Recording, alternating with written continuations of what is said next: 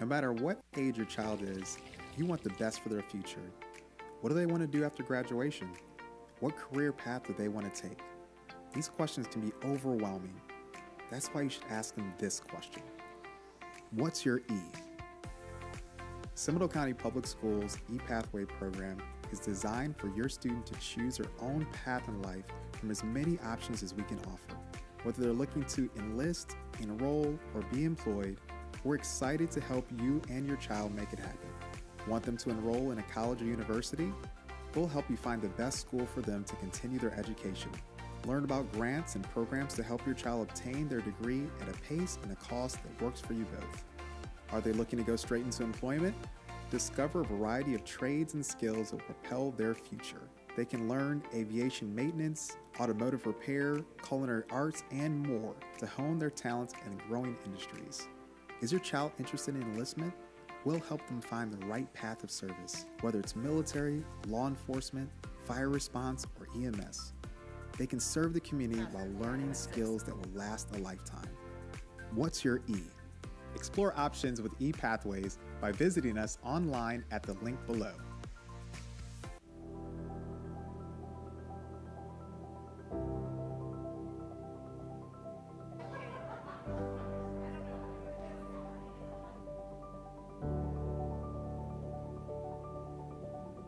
Mr. Cortez, he's a bright young man.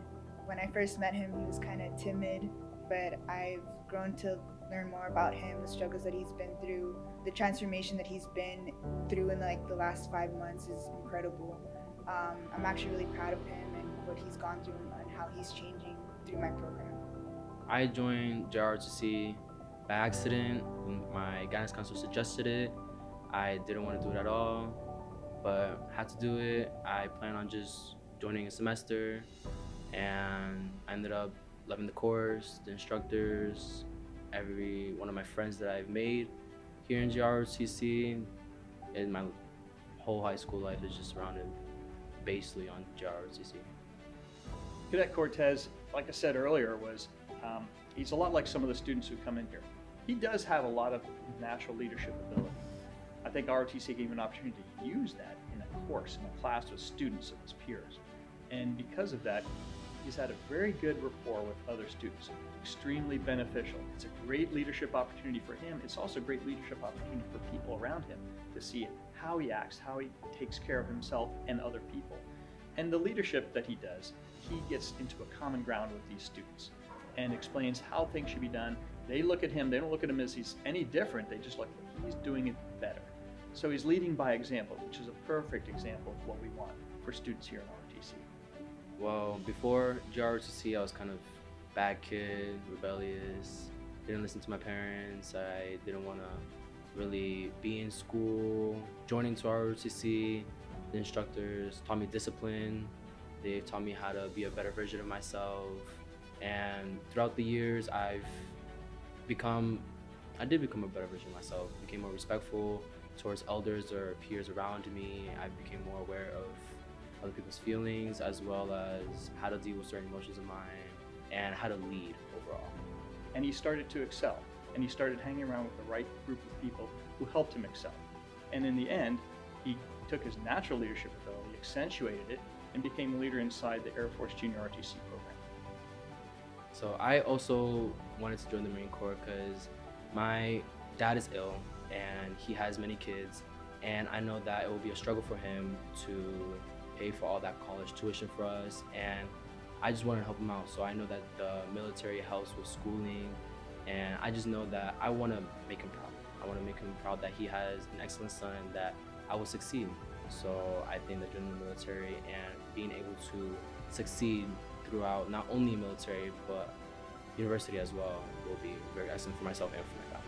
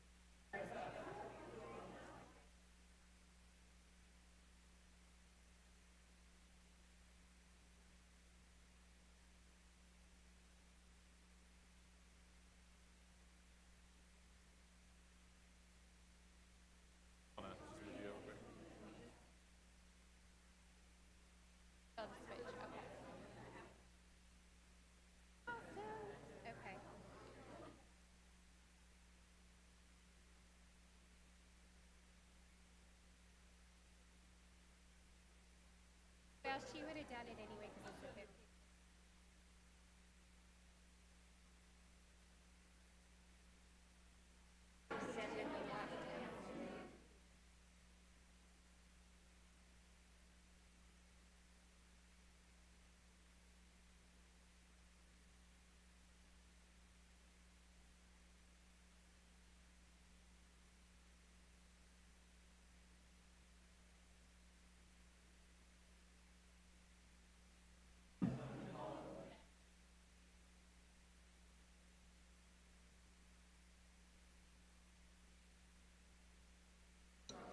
Let's rock.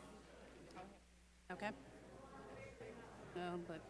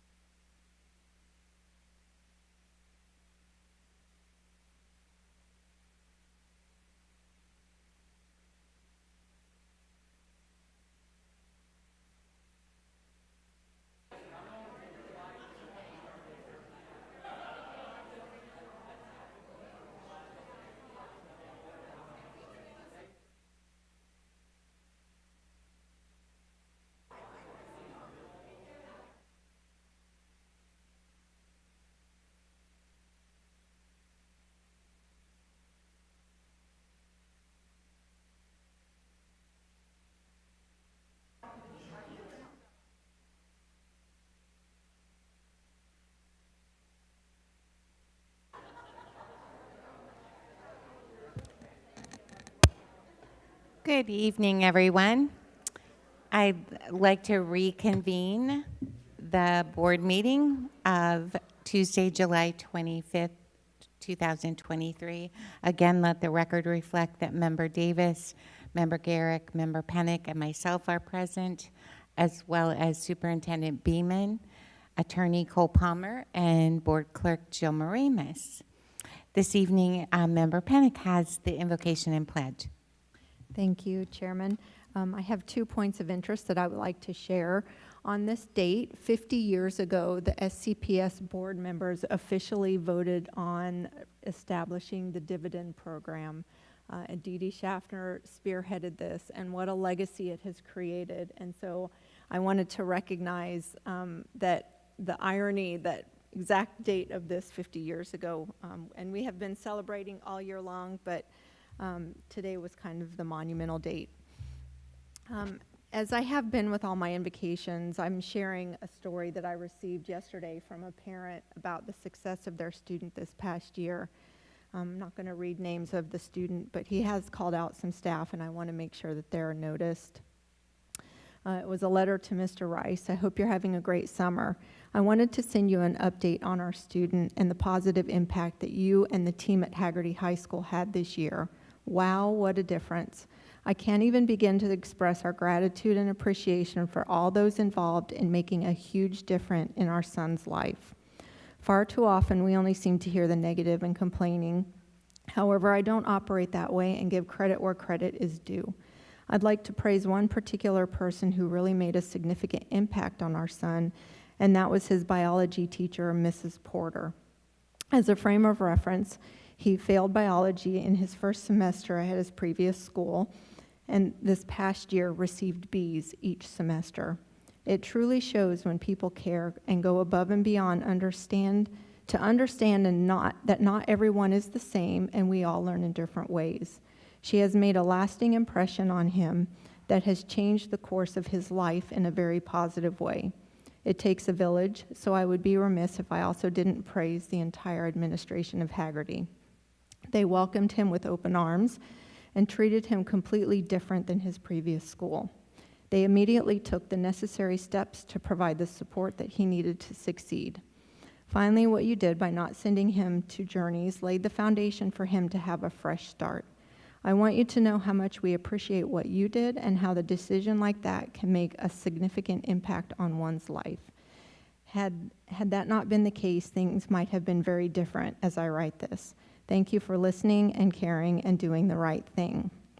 He just received his driver's license and started working at Publix this past week and is looking forward to his junior year. Thank you and have a great day. So thank you to all those that make an impact every day for every one of our students. I appreciate you and recognize that. And I'm thankful that Mr. Frasca, the principal of Hagerty, was here to be able to hear this. So thank you to you and your staff for that. And if you would please stand and recite the pledge. I pledge allegiance to the flag of the United States of America and to the republic for which it stands, one nation, under God, indivisible, with liberty and justice for all.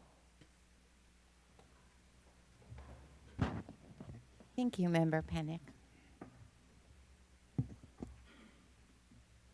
Let the record reflect the roll call order for this evening. Member Garrick, Member Pennick, Member Davis, and then myself. Acknowledgements, Michelle Jones, Seminole County Council PTA. And you're just coming off convention. Was it fun? Oh, grateful to have you here. Thank you. Superintendent, do we have any agenda modifications? Yes, Chair, we do. The addendum for a good cause is marked on our electronic agenda by a green flag named addendum item. I will need to pull two items, items 6AM and 6AN. They will both be brought back to you at a later time. And then also would like to remove for separate consideration item G, Code of Conduct, and item H, Discipline Procedures Manual. Thank you. School board members, Member Garrick. Yes. Do you have any item? I'm sorry. Do you have? It's been a long day. Agreed. Do you have any items removed for separate consideration? I do not. Thank you. Member Pennick? No, ma'am. Member Davis? And I do not. Is there a motion to approve the agenda outline? Motion. Second. Second. And any discussion? All in favor, please signify by saying aye. Aye. Aye. Any opposed? Motion passes. Superintendent, do we have recognitions this evening? Yes, we do. We have a number of administrator introductions, but we'll start with Mr. Rice for an association's award recipient acknowledgement. Thank you.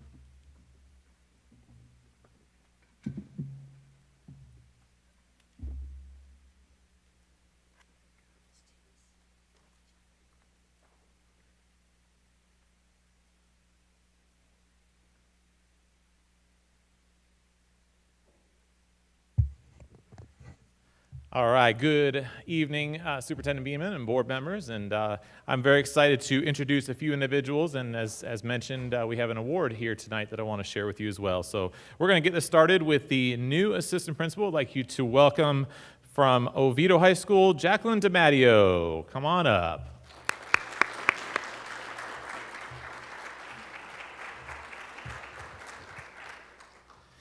Ms. DiMatteo began her career in Seminole County in 2016 after graduating from the University of Central Florida with her bachelor's in elementary education. She began teaching at Lake Orienta, where she taught 3rd grade and later transferred to Parton Elementary, where she taught 3rd and 5th grade. In 2021, she graduated from Western Governors University with her master's degree in educational leadership, and following this, she became a school administration manager working at Kids Zone and Beyond, and then Lake Howell High School. She is looking forward to her next chapter of her career as an assistant principal at Oviedo High School, and joining her this evening is her husband, Esten DiMatteo. Congratulations, Jacqueline.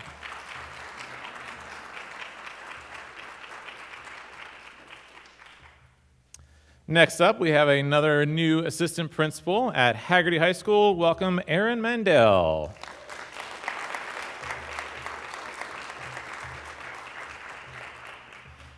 Ms. Mandel is a native New Yorker. I tried to do an accent, but that was terrible.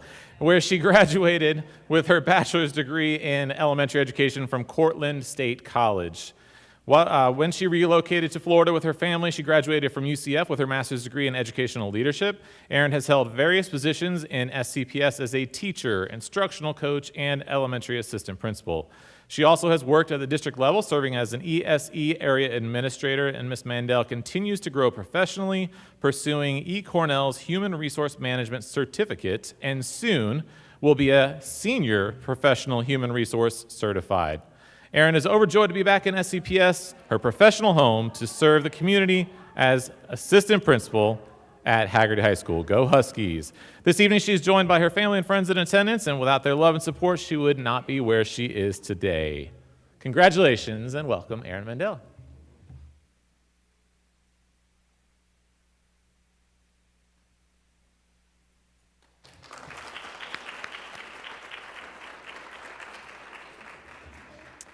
All right, in keeping with the Haggerty High School momentum here, seems like a lot of awards here for you, Rob, tonight. So each year, the Florida High School or Florida Interscholastic Athletic Administrators Association awards Dr. Clarence No Athletic Administrator of the Year. This award is presented to an athletic administrator recognized in the community as a leader who maintains athletics as an integral part of the total education program. This person shall administer an exemplary athletic program making full use of school and community resources involving as many students as possible. All members of the FIAAA are eligible for this award, and this is one of the highest honors bestowed upon an athletic director in the state of Florida. We are proud to say that this year the award has been brought back to Seminole County and awarded to Haggerty High School Athletic Director, Mr. Jay Getty.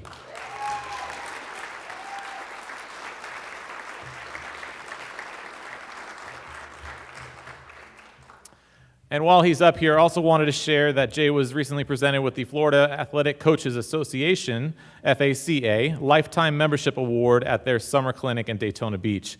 He's also going to be inducted in January to the FACA Hall of Fame for the class of 2024.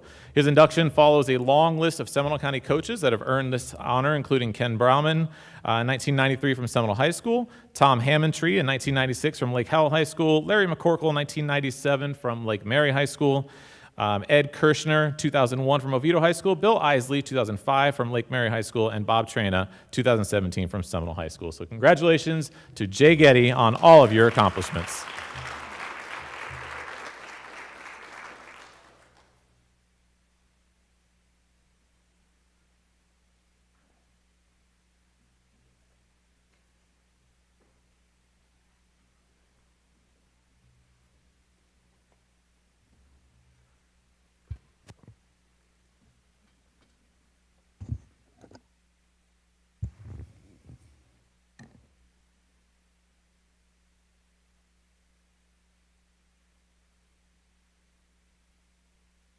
Good evening.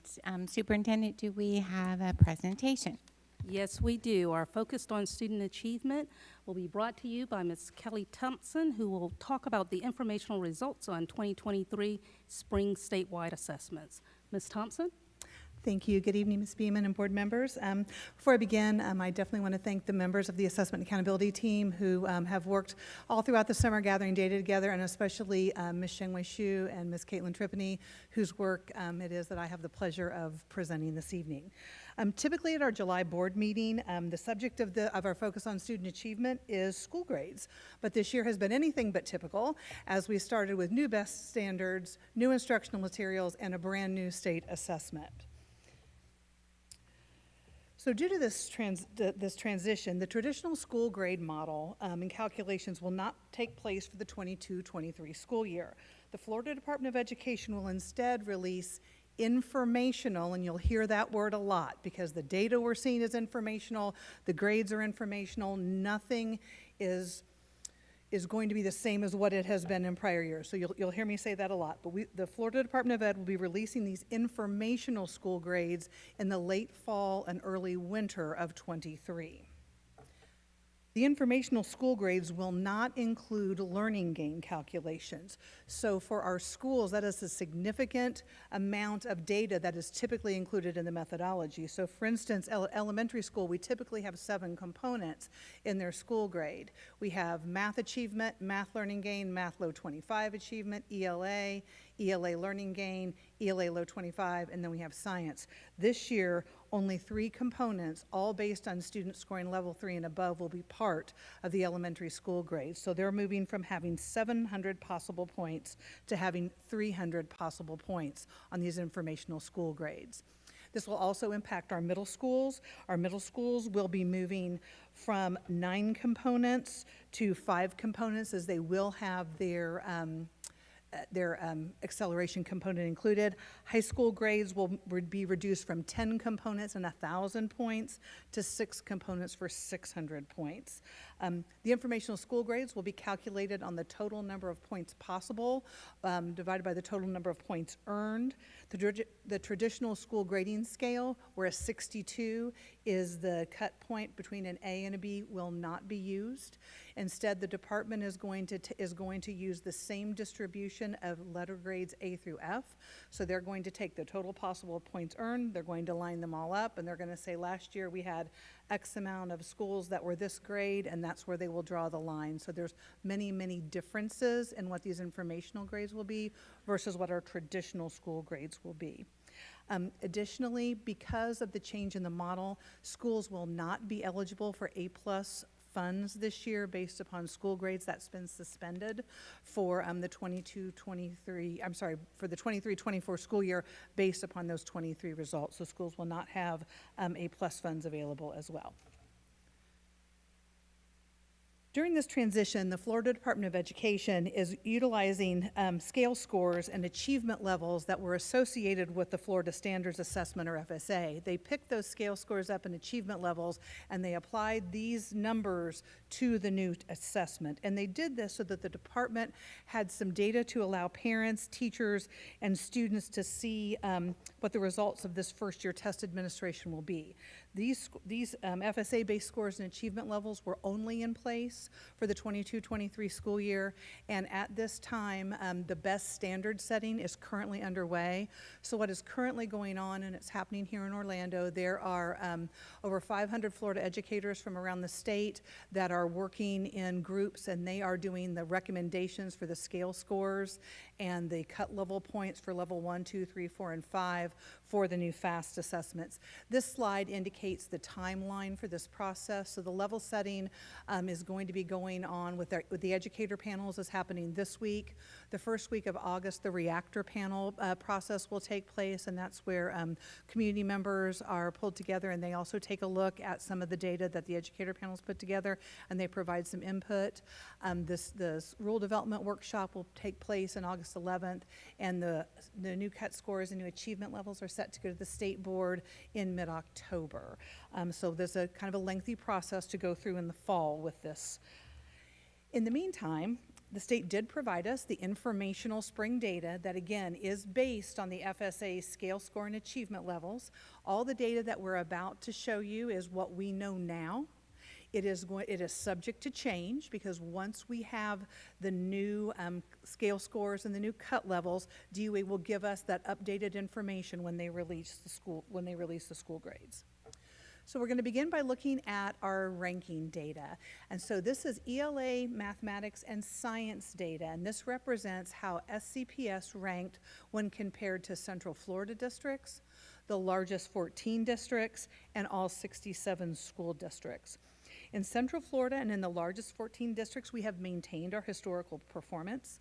One thing I want to caution you about is when we look at all 67 districts, we need to remember that in most cases, the districts that rank ahead of us are very, very different in terms of student population and in the demographics of their community. They vary greatly from Seminole County Public Schools. The largest 14 districts, those are all districts that have 60,000 and above students.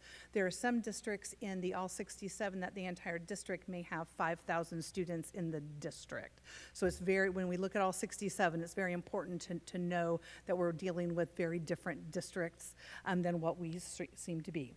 Please also note that for grade 5 and grade 8, those ranking numbers look significantly different than that of other grade levels, and that is because that data is impacted by our district's commitment to mathematics acceleration, which we will discuss in the next 2 slides. Students enrolled in accelerated courses. Seminole County leads the way in our students' acceleration in mathematics and in science. And for students who are enrolled in accelerated math courses, we begin this process in 11th grade. And this is very, very innovative in the state of Florida. So we need to keep this in mind when we compare the performance of our 5th grade students to that of other 5th grade students in the district. 30% of Seminole County 5th graders were enrolled in our 5th grade ramp acceleration program. These 1,404 5th graders were taught 6th grade best math curriculum, and they took the 6th grade math assessment. So when the state reports assessment results, as we see back here, when we're looking at the 5th grade math data, that is without that 1,404 5th grade students included. The state reports by grade level. Our ramp 5 students are reported in our 6th grade math data. So our ramp 5 students' data are not included in the 5th grade math data. They are, and the 5th grade math data that we see in the rankings represents only 70% of our overall 5th grade students due to our math acceleration. For school grades purposes, the process is very different. So for school grades, the school grades calculations are based on students being a full-time student at that school, meaning that they were enrolled at that school for FTE Survey 2 in October, and also for Survey 3 in February. So that student's data is included in the grade if they were in both FTE survey periods. All scores associated with the students enrolled contribute to the school grade. So the grade 6 math data generated by our 5th grade students will be included in the math achievement data in the informational school grades. So the rankings reflects the grade level of the tests taken. School grades will reflect the participation of the students enrolled at the school during the 22-23 school year. We also see this when we take a look at our 8th grade. 64% of our 8th graders were enrolled in Algebra 1 or Geometry for a high school course. There were 2,999 8th grade students who took the Algebra 1 or the Geometry EOC in the spring of 23. These students' data is reported with district data in Algebra 1 and Geometry results. Their data is not included in the 8th grade math data. Only 36% of our students took the FAST 8th grade math data. So when we look at our rankings for grade 8, what you're seeing there is the impact of acceleration and how the state reports the data. Like at elementary, the Algebra 1 and the Geometry EOC results will be included in the math achievement component in the informational school grades for our middle schools. So those students will be credited for that participation for their middle school. This data shows our district's performance in grades 3 through 10 FAST ELA and the statewide science assessment. Our students outpaced the state on PM1 and PM2 as well as PM3. Our grade 5 and 8 science assessments are not part of the FAST progress monitoring system, so there is not a PM1 and a PM2 for science. The students take one test at the end of the year, and as we can see, our students outpace the state on those 2 assessments as well. Progress in grade 5 science and grade 8 science is monitored through district benchmark assessments and teacher formative assessments. Here's some ranking information on our end of course exam results. So the end of course exams that you see displayed on this screen are SCPS's rankings, again, comparing us to Central Florida. the largest 14, and then all 67 districts. In Central Florida and large 14, we again maintained our historical performance. And again, remembering when we're looking at the 67, the difference in the comparison to other districts, it's certainly not an apples to apples in that category. Our algebra and geometry state ranking data includes both middle and high school, as I just explained, and it does indicate that our students are still working to try to get back to their pre-pandemic levels in those two subject areas. This slide represents our performance compared to the state as it relates to algebra, geometry, biology, civics, and U.S. history. We again outpaced the state.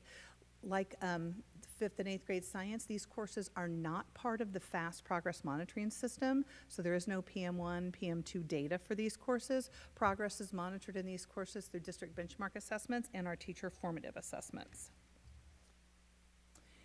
And to conclude the presentation, we wanted to take a look at our focus schools. And while the informational school grades do not include measurements of student growth, we can see that our focus schools are on a trajectory of growth. And definitely want to thank you to the board and to Ms. Beeman for your support of Dr. Cummings, our Assistant Superintendent of Student and School Success, her team members, and all the school leaders, instructional coaches, teachers, and students at these schools. They are engaged and focused on student progress, and we certainly see that that trajectory of growth is present in these efforts, even if it will not be reflected in the informational school grades when they are released for these schools. So that concludes our focus on student achievement. Thank you very much, and thank your team for providing all of this information. Board members, do you have any questions? Member Garrick. Member Pennick? Just a big thank you to you and your team for digesting all the data and making it so informationally fun to look at. I appreciate seeing the upward trends, and so look forward to what this next year will bring. Thank you. Thank you so much. We appreciate it. Thank you very much.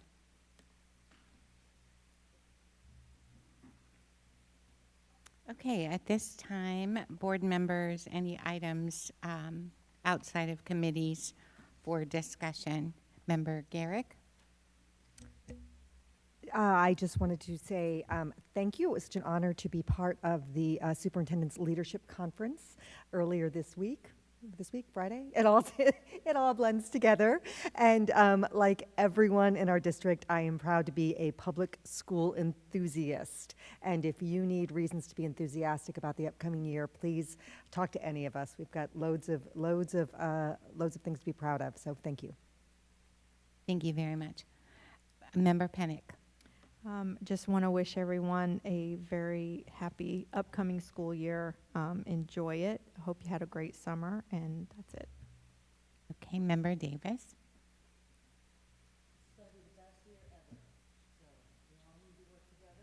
Turn your microphone on. Turn your microphone on. Thank you. It's going to be a great year ever. And encourage your kids. You know, the parents are one of the part of the team, one of the members of the team, and we all want the best for our children.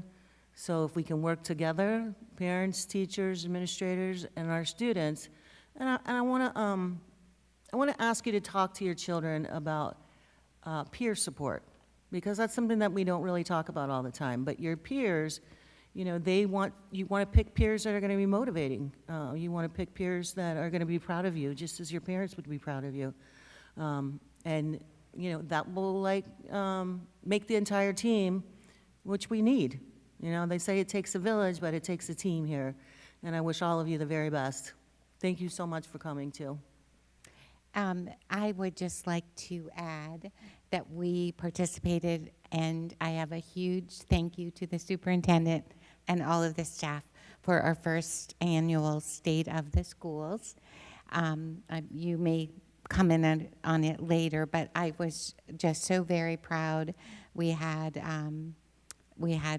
community members from all walks that participated, and we got to share the good things that are happening in our district.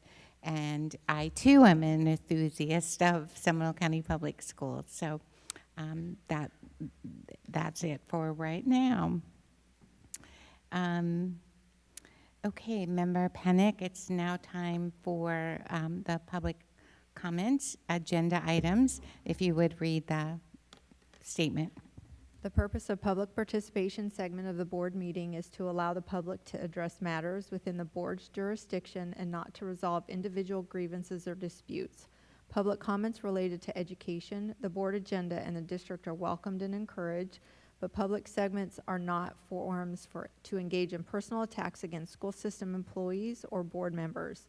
To maintain orderly conduct, the public comment section of the meeting may not be used as open forums to discuss matters unrelated to education, to support or oppose candidates for public office, including presentation of political and/or campaign issues, announcing candidacy or campaigning, or to engage in commercial speech attempting to sell a service or product to the board or the public. Nor are they forums to address matters involving disciplinary actions of any kind, pending claims, complaints, or litigation against the district or district personnel. Public comment sections during durations are as follows. Agenda items limited to 3 minutes. One group representative speaking on a proposition, a maximum of 6 minutes. Speakers must remain on topic for agenda item proposition. Non-agenda items limited to 2 minutes. Speakers shall address their comments only to the board and may not address the audience or speakers. No speaker may yield his or her time to any other person, and general substitution of speakers will not be allowed. Thank you very much. So we have 2 agenda item speakers, Ms. Nina Sandberg and Ms. Jessica Tillman.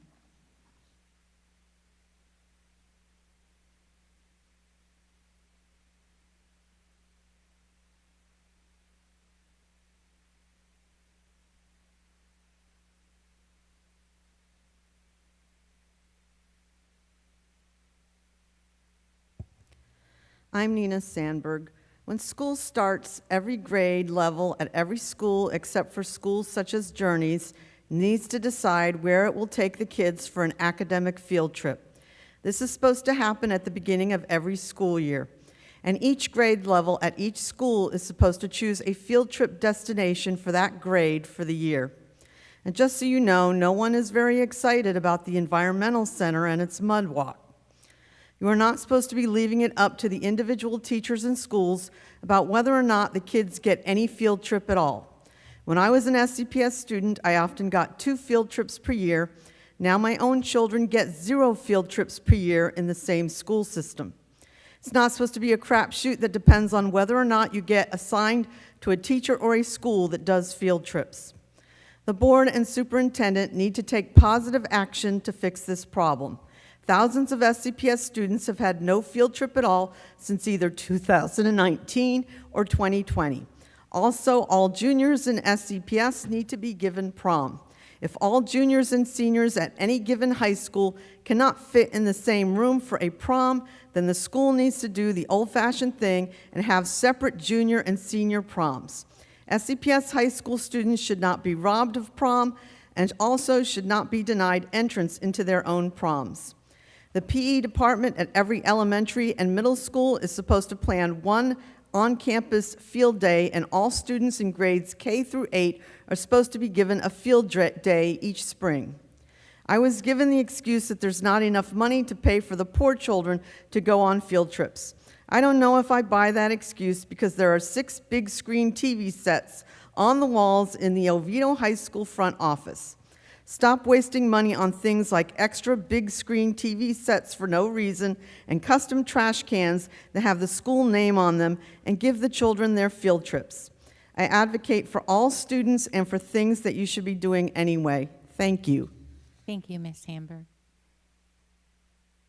Jessica Tillman. Good evening. I don't have much tonight, but I did want to point out that the iReady and the, Khan Academy and restorative practices are on the agenda tonight. And I'd really like to know if there's data being collected on whether these programs are beneficial, if they are helping our students or not. I know that my daughter hated iReady, so I I haven't found a parent or a teacher that actually likes iReady, so maybe we should not waste money on those programs. Look into them individually and see if they are being beneficial. I know that you guys have also spoke about restorative practices not being able to be implemented because you don't have trainers. So maybe these are not programs that should be in place at this time. That would save a lot of money for the district. Thank you. Thank you.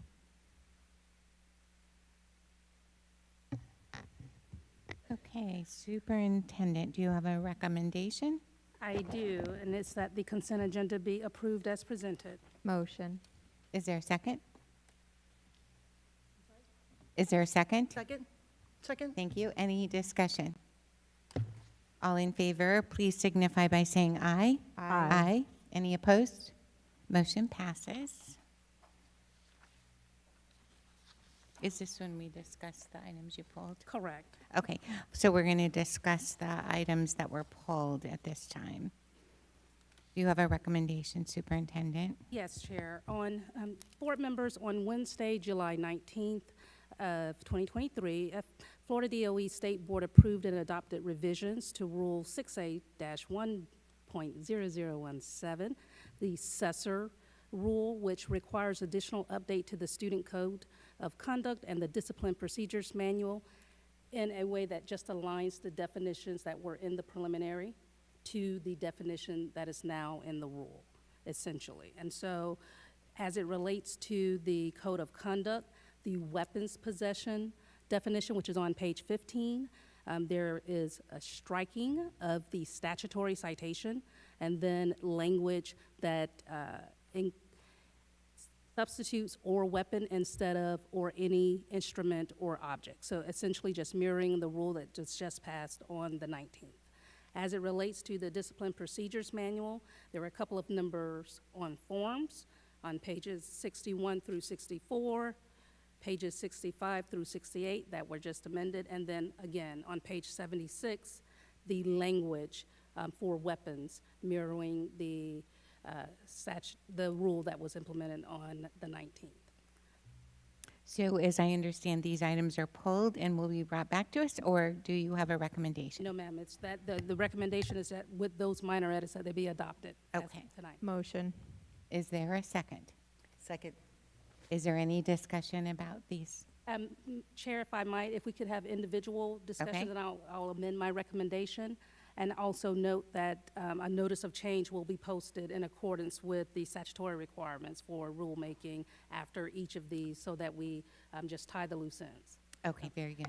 Okay, the first So- recommendation would be that the School Board of Seminole County approve the adoption of the Student Conduct and Discipline Code for the 23-24 school year with the amended noted changes as discussed. Okay, since we had Motion. a former motion, do we need to recall that? No. No? Okay. So this is the. We didn't have a motion on a recommendation, so that was Okay. null. So Okay. I motion. Okay, is there a second? Second. Is there any discussion? All in favor, please signify by saying aye. Aye. Aye. Any opposed? Motion passes. And your second recommendation? Is that the School Board of Seminole County approve final adoption of the Discipline Procedures Manual for the 23-24 school year with the noted changes as made. So moved. Is there a second? Okay. Second. Any discussion? All in favor, please signify by saying aye. Aye. Aye. Any opposed? Motion passes. Superintendent, do you have, did we cover all of the three items? Yes, yes, That we did? Chair. Okay. Do you have a recommendation regarding the discipline? Yes, that the School Board of Seminole County approve the student disciplinary recommendations from June 12 of 2023 and June 19, 2023. Is there a motion? Motion. A second? Any discussion? All in favor signify by saying aye. Aye. Aye. Any opposed? Motion passes. I don't have any unfinished new business. Superintendent, do you have a report? Yes, the report is included in the book, and there's a number of read-only items. And I too would just like to thank the entire team, particularly the communications team, and Dr. Gar Harold and Ms. Elwood for the state of our schools. It was our first kind of attempt at that. It was, to me, a wild success. We look forward to putting something similar on for next year. Also, the leadership conference, a hardworking team, Mr. Jensen, Ms. Brilliant, Dr. Gar Harold, just really enjoyed that day, and want to say congratulations to the SASA Principal of the Year, Mallory Lambert, who was named Principal of the Year at the Leadership Conference, and also the SASA Assistant Principal of the Year, Drew Morgan from Oviedo High School. So lots of good things happening. Looking forward to a great year. Thank you so much. Our team is working hard all summer long, and we appreciate you. Board members, it's time for committee updates. Board Member Garrick. My committees did not meet this past month, but I would like to say a special thank you to the Business Advisory Board members that did participate in the Leadership Conference. And I would also like to remind everyone that we have school supplies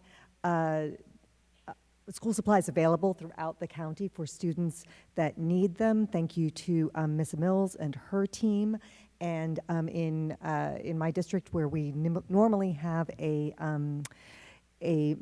meeting this Thursday night at the Belma Williams Center, there is a huge backpack giveaway, as well as there will be representation from all of our SCPS departments. So if anybody has any questions about transportation or student support services or dining services or anything at all, please join us. And if you need school supplies, we'll have those aplenty. Thank you. Thank you. Member Penick. I have no committee updates. Okay, thank you. Member Davis. No updates right now. Okay, thank you. I would just like to say that our foundation has kicked off the Tools for Schools drives, school supply drives. If your business or you are interested in hosting one, please see one of us or check out the foundation website so that we can stock up for our teachers at this time. I had no committee reports. I do have a Science Center meeting tomorrow, so I'll update next time. And at this time, it's time for public comments, non-agenda items that will be limited to 2 minutes. Our first 3 speakers, Michelle Jones, Haley Donahue, and Fiona Shannon. Thank you.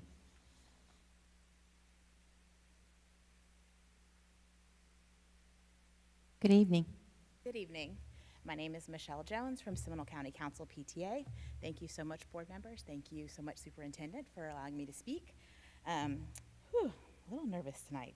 I wanted to speak specifically on the fact that this week, Florida PTA President Carolyn Nosen-Godert released a statement that, and these are some of the highlights.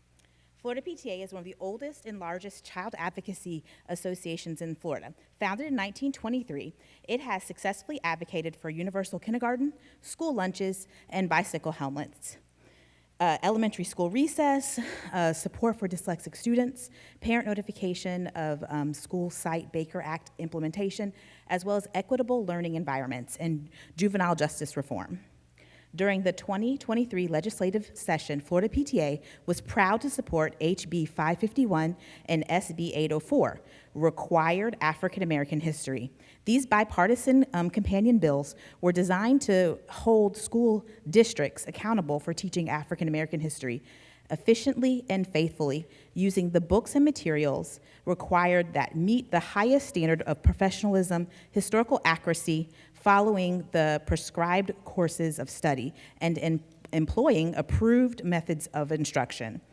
Our support was rooted in the firm commitment of our members based on the National PTA Statement on Inclusion of Curricula for K-12 Education.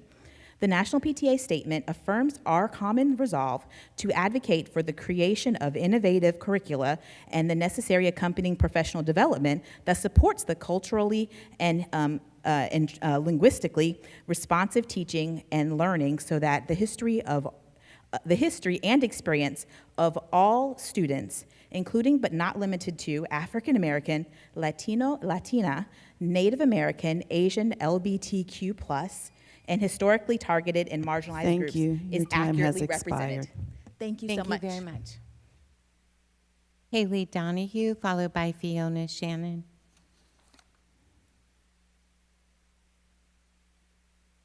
Hello.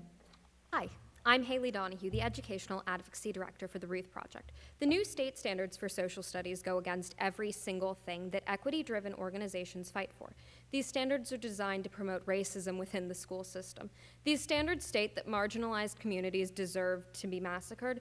These standards state that the victims of slaughter were asking for it, that they were being aggressive, that they antagonized their murderers. It is sickening. These standards teach that enslaved people benefited from being ripped away from their lives. These standards teach that enslaved people benefited from the torture they were placed under. These attacks are directly coming from the state, directly to the public school system to attack marginalized communities.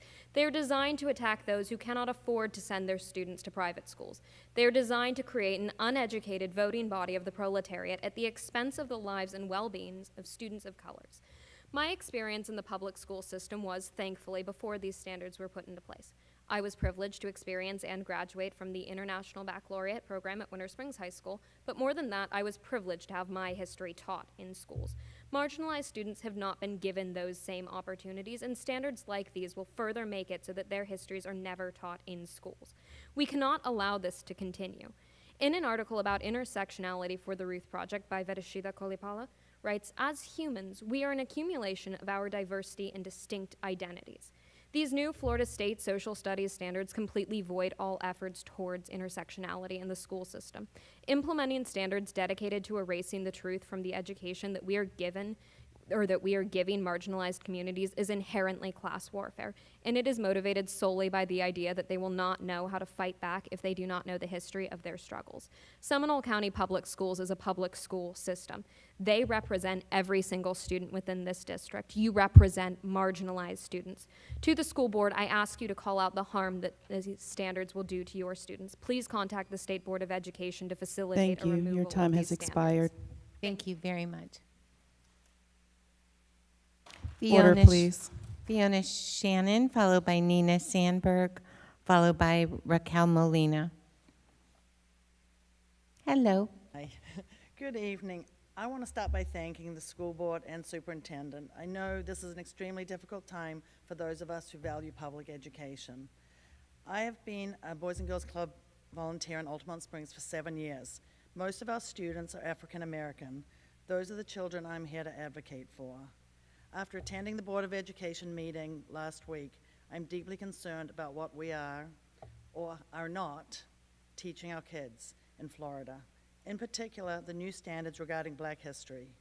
We must teach the truth and not sugarcoat our history. As Diane Rather stated, slavery was unadulterated evil. There's no other side to the story. Watching our Florida Board of Educators ignore teachers, the ones who know best what is going on in classrooms, and approve new standards that don't serve all of our students was truly heartbreaking and painful. It is troubling that a loud minority seem bound and determined to destroy public education. We hear the same few people stand up and attack our schools at every meeting. They usually repeat the same tired stories over and over. Some of these people choose to homeschool their own children. You have to wonder what exactly their agenda is. One more thing I wanted to talk about was I wanted to clarify some misinformation shared at the last school board meeting. It was stated that all counties around us have the Guardian Plan. This is not true. Orange County Public Schools do not have the Guardian Plan. We must be clear on this. Some of their charter schools in Orange County do have the plan, probably because it is cheaper. I want the best plan for our students, not the cheapest plan. We are very fortunate in Seminole County. We have a partnership between our schools and our sheriff. We have SROs in all schools. Let's keep our Seminole County schools safe for all students. Thank you. Thank you, Fiona. Order, please. Nina Sandberg, followed by Raquel Molina, followed by Jessica Tillman. I'm Nina Sandberg. George Jefferson is every bit as racist, bigoted, and prejudiced as Archie Bunker. Equity, diversity, and inclusion and affirmative action are racist, bigoted, prejudiced, sexist, discriminatory practices that violate civil rights, constitutional laws, and equal opportunity laws. It is illegal to base hiring decisions, admissions decisions, or participation decisions on race, ethnicity, gender, sexual orientation, religion, etc. SCPS is supposed to have a properly functioning civil rights office and compliance department, and not an equity, diversity, and inclusion committee. That committee needs to be dissolved and needs to be replaced with a proper civil rights and compliance department. It is illegal according to federal civil rights law for any SCPS employees to retaliate against any student, parent, or employee after the student, parent, or employee files a legitimate grievance about a legitimate problem in this school district. There is an ongoing problem inside of SCPS that special needs students and their parents are having their civil rights violated. SCPS has not been following the law. The job qualifications for superintendent should be a master's or doctorate degree in education, classroom teaching experience, principal experience, and assistant superintendent experience. Race, gender, temper tantrum, and Walt Griffin threatening board members are not qualifications for the superintendent job. This example applies to all other areas of hiring as well. In the past 6 years, I have been astounded by the amount of flagrant corruption that exists inside of SCPS. When people have their civil rights violated inside of SCPS, they have no recourse whatsoever for remedy or relief. SCPS is supposed to have a properly functioning civil rights and compliance office and is supposed to follow the law. Thank you. Thank you. Raquel Molina, followed by Jessica Tillman.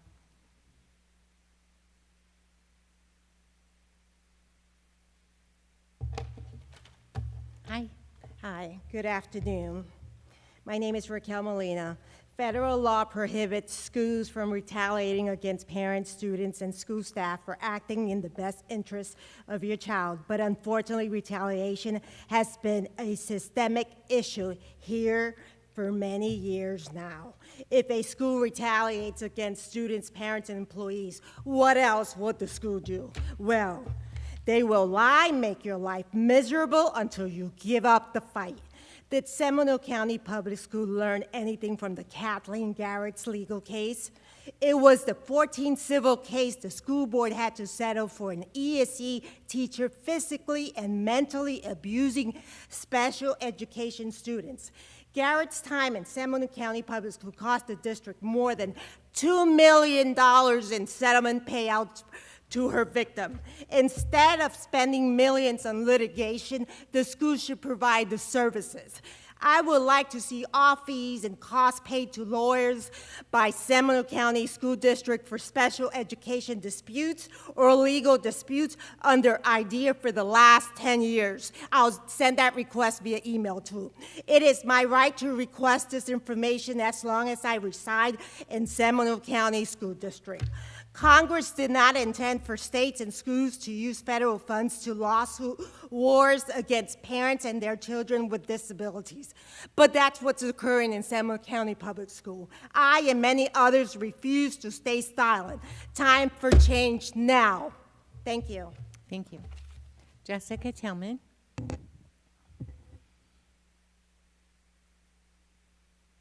Good evening. So, Constitution Day is September 17th, and once again, we are donating pocket constitutions to all the 8th graders in the district.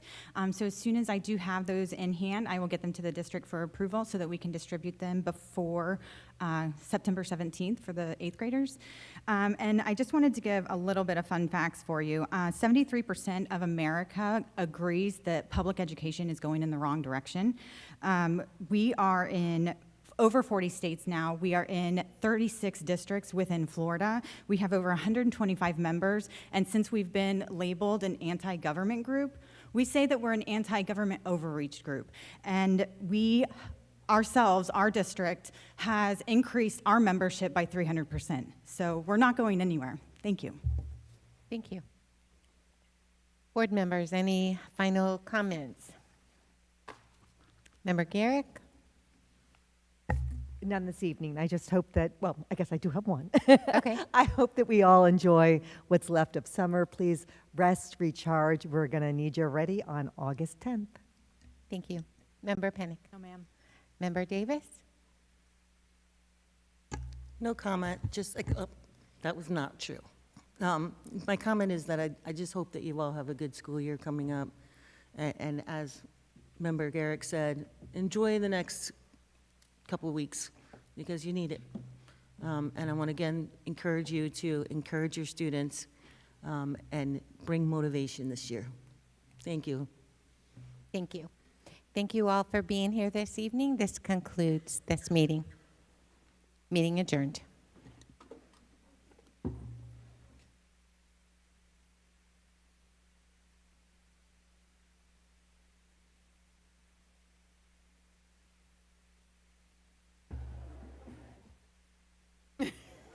We'll take it.